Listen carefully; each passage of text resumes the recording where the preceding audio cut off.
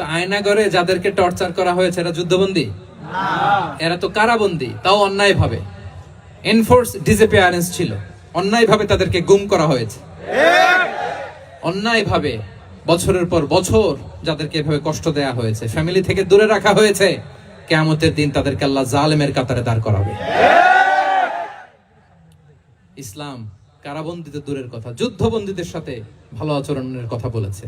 আল্লাহ বলেন ওয়ায়ুতঈমুনা আত-তাআমা আলা হুব্বিহি মিসকিনান ওয়া ইয়াতীমান ওয়া আসীরা। বিশ্বাসীরা গরিব দুঃখীদের যেমনি খাবার খাওয়ায়, যুদ্ধবন্দীদেরও খাবার খাওয়ায়, যুদ্ধবন্দীদেরও খাবার খাওয়ায়। এবং বিষ্ণু বলেছেন ইস্তাউসু বিল উসারা খায়রা, যুদ্ধবন্দীদের সাথে তোমরা ভালো আচরণ করো। বদরের যুদ্ধে 70 জন বন্দী হয়ে আসলো। বিশ্বনবী 70 জনকে সাহাবাদের মধ্যে ভাগ করে দিলেন, বললেন তোমরা খারাপটা খাবে, বন্দীদেরকে ভালোটা খাওয়াবে। কি নমুনা স্থাপন করেছে ইসলাম। ইয়ামামার বড় লিডার ছিলেন, যুদ্ধবন্দী হয়ে মদিনায় আসলেন, নাম সুমামা ইবনে উসাল। নাম কি? সুমামা ইবনে উসালকে যুদ্ধবন্দী হিসেবে আনা হলো।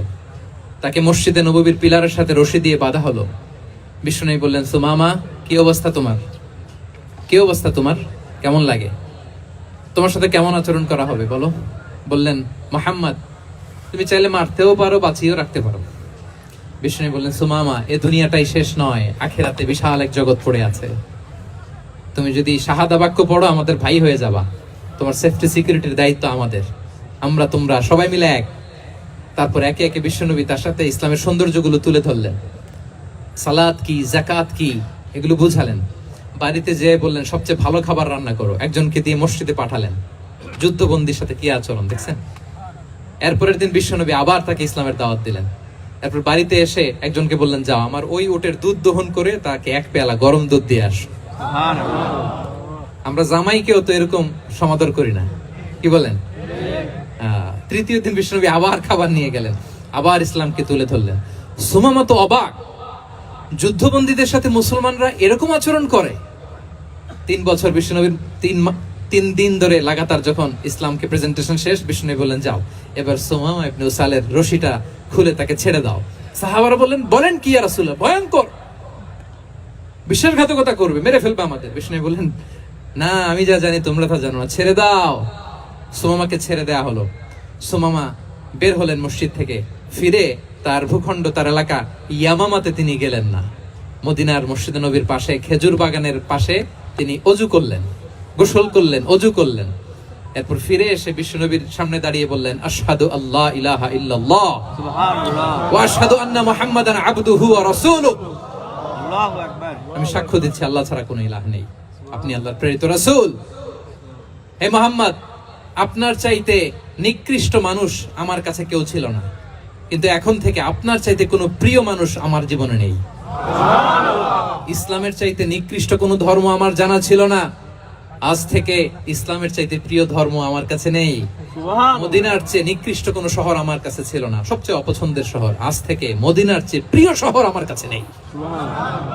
দিস ইজ ইসলাম। বিশ্বনবী বললেন হে নবী, নবী হে,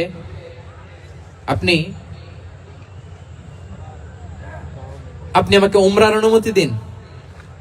তিনি উমরা করতে গেলেন। বিষ্ণু তাকে তালবিয়া শিখিয়ে দিলেন। এই প্রথম কেউ মুসলিম সুমামা ইবনে উসাল, উনিই প্রথম মুসলিমদের মধ্যে উমরা করেছেন তালবিয়া পড়তে পড়তে, লাব্বাইক আল্লাহুম্মা লাব্বাইক পড়তে পড়তে।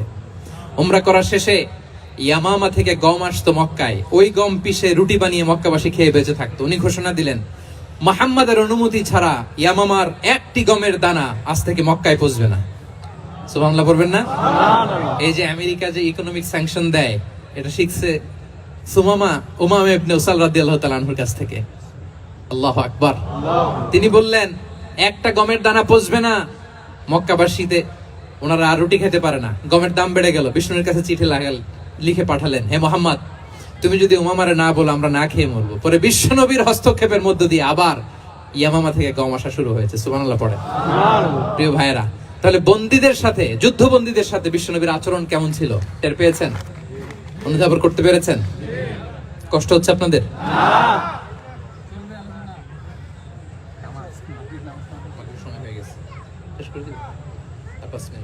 জি, মাগরিবের সময় হয়ে গেছে, আমরা এখনই শেষ করছি প্রিয় ভাইরা। ভিক্ষুকের সাথে তিনি কি আচরণ করতেন দেখেন। বিশ্বনবী আর 2-1 মিনিট মিস করবেন না, এই 2-3 মিনিট এদিক সেদিক তাকাবেন না। ভিক্ষুকের সাথে কি আচরণ, বিশ্বনবী কখনো না বলতে পারতেন না। কেউ হাত পাতলে কি বলতে পারতেন না? পারতেন না। এক ভিক্ষুক এসে বলে, এই মুহাম্মদ দাও, তোমার কাছে কি আছে দাও। নবী তখন চাদর পরা ছিলেন, চাদর ধরে এমন জোরে টান দিছেন বিশ্বনবীর ঘাড়ের চামড়া এখানে ছিঁড়ে গেছে, চামড়ায় দাগ পড়ে গেছে। বিশ্বনবী তার দিকে তাকিয়ে ওই যে মুচকি হাসির ম্যাজিক, আবার মুচকি হাসি দিয়ে বললেন, যাও তাকে কিছু দিয়ে দাও। সুবহানাল্লাহ পড়বেন না? আচ্ছা, ভিক্ষা করতে এসে যদি আপনার জুব্বা ধরে টান মারে, জামার কলার ধরে টান মারে, এই দে, কি করবেন বলেন? ওই যে মায়ের, মানে ডানে ভাই আর কোনো সলিউশন নাই, খালি মায়ের, খাইজো মায়ের, খাইলো মায়ের। দেখেন, ভিক্ষা করতে এসে জামা ধরে টান দিয়ে ঘাড়ের চামড়ায় এখানে দাগ ফেলে দিয়েছে, কিন্তু বিশ্বনবী হাসি দিয়ে সলিউশন করলেন। সুবহানাল্লাহ পড়েন। শত্রুদের সাথে তিনি কেমন আচরণ করেছেন? আল্লাহ আল্লাহ আল্লাহ আল্লাহ। তায়েফের ময়দানে রক্তাক্ত হয়েছেন, রক্তাক্ত। পাহাড় রক্ষী ফেরেশতারা বলে, নবী আপনাকে রক্তাক্ত করেছে? তায়েফে কেন গেছিলেন বিশ্বনবী? জমির বায়না করতে না? তায়েফে জমি কিনতে গেছিল না? তায়েফবাসীকে জাহান্নামের আগুন থেকে বাঁচাতে রক্তাক্ত করা হয়েছে। পাহাড় রক্ষী ফেরেশতারা বললেন, নবী একটা আদেশ দেন, 2 দিক থেকে চাপা মেরে পুরো তায়েফবাসীকে মাটির সাথে মিশিয়ে ফেলবো, মাটির সাথে মিশে যাবে। বিশ্বনবী বললেন, না না, তারা হয়তো ঈমান আনে নাই, তাদের ভবিষ্যৎ প্রজন্মের কেউ না কেউ লা ইলাহা পড়বে,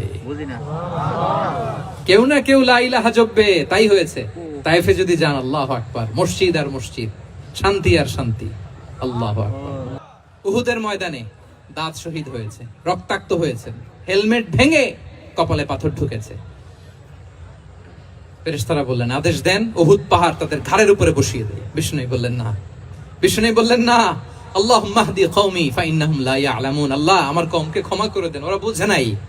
দেখেন, শুধু ক্ষমাই চান নাই যে আল্লাহ ওদেরকে মাফ করে দেন, ওদের হয়ে কৈফিয়ত দিয়েছেন আল্লাহকে, এক্সকিউজ দিয়েছেন। আল্লাহ কেন কেন ক্ষমা করবেন? কারণ ওরা বুঝে নাই, এক্সকিউজ দিয়েছেন, তাদের হয়ে কৈফিয়ত দিয়েছেন। এই ছিল শত্রুদের সাথে বিশ্বনবীর আচরণ। যুদ্ধের ময়দানে ঘোষণা দিতেন, খবরদার ওদের নারীদের গায়ে হাত দিবে না, শিশুদের গায়ে হাত দিবে না, গবাদি পশু মারবে না, কোন পাদ্রীর গায়ে হাত দিবে না। গোটা বিশ্বের কেউ, কোন যুদ্ধের সেনাপতি যুদ্ধের ময়দানে এমন মানবতা দেখাতে পারে না। চিল্লায় বলেন ঠিক কিনা?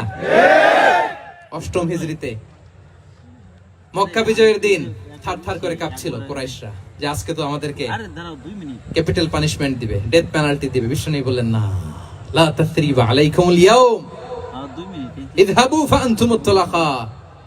4-5 জনকে তিনি শাস্তি দিয়েছেন, গণহারে শত শত হাজার হাজার পরিবারকে তিনি ক্ষমা করে দিয়েছেন। বললেন, তোমরা আমার ভাই, ভাই ভাইয়ের সাথে যেরকম আচরণ করবে, ইউসুফ তার ভাইদের সাথে যা করেছে আমি তাই করব, আমি ক্ষমা করে দিলাম। আল্লাহু আকবার। এ ছিল শত্রুদের সাথে আচরণ। শেষ কথা বলি, শেষ কথা হচ্ছে প্রাণীর সাথে বিশ্বনবীর কেমন আচরণ ছিল। প্রাণীর সাথে একবার এক আনসারের খেজুর বাগানে ঢুকলেন, ঢুকে দেখেন একটা উট কাঁদে। কি কাঁদে? উট কাঁদে। কানে কানে এসে বিশ্বনবীকে কি যেন বলে যায়। বিশ্বনবী রেগে বললেন, এই উটের মালিক কে? এক আনসারী সাহাবী বললেন, ইয়া রাসূলুল্লাহ আমি। বিশ্বনবী বললেন, তোমার কি ভয় হয় না আল্লাহর? কলিজার মধ্যে আল্লাহর ভয় নাই?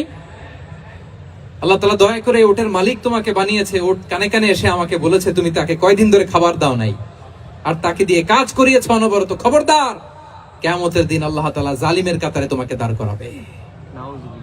প্রাণীর জন্য বিষ্ণু ইসলাম কত দয়াদ্র ছিলেন। জবাই করার সময় বিষ্ণু বলতেন, ইহসানের সাথে জবাই করো, ছুরি ধারালো করে রাখো।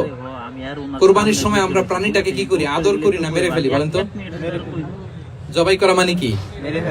মেরে ফেলতেছি। বিষ্ণু বলেন, ইদা কাতালতুম ফাহসিনুল কিতলা, মারবা ঠিক আছে কিন্তু মন মতো না, ইহসানের সাথে কতল করো। ওয়ালিয়ুহিদ্দা আহাদুকুম শাফরাতাহু ওয়ালইয়ারিহ যাবিহাতাহু, ছুরিটাকে ধার করে রাখো যাতে করে খুব সহজে তার রূহটা বের হয়ে যায়। সুবহানাল্লাহ। দেখেন, আমরা নিজেদের সাথে একটু মিলাই। বাংলাদেশে দেখেন তো, কুকুর একটা দেখলে আমরা কি করি? হ্যাঁ, হয় লাথি না একটা ঢিল। বিড়াল দেখলে কি করি? হয় দাবরানি দেই, নয় দৌড়ানি দেই। এরকম আছে না নাই? উন্নত দেশগুলোতে দেখবেন রাস্তার মাঝখানে একটা ছোট্ট সাপ, পুরো হাইওয়েতে সবগুলো গাড়ি থেমে গিয়েছে। একটা হাঁসের বাচ্চা বাঁচানোর জন্য, একটা সাপের বাচ্চা বাঁচানোর জন্য, আর আমরা পাখির মতো মানুষকে গুলি করে মারি। মানুষকে আমরা গুলি করে মারি পাখির মতো নির্বিচারে। প্রিয় ভাইরা, বিষ্ণু ইসলাম প্রাণীর প্রতি আমাদেরকে দয়াদ্র হতে বলেছেন।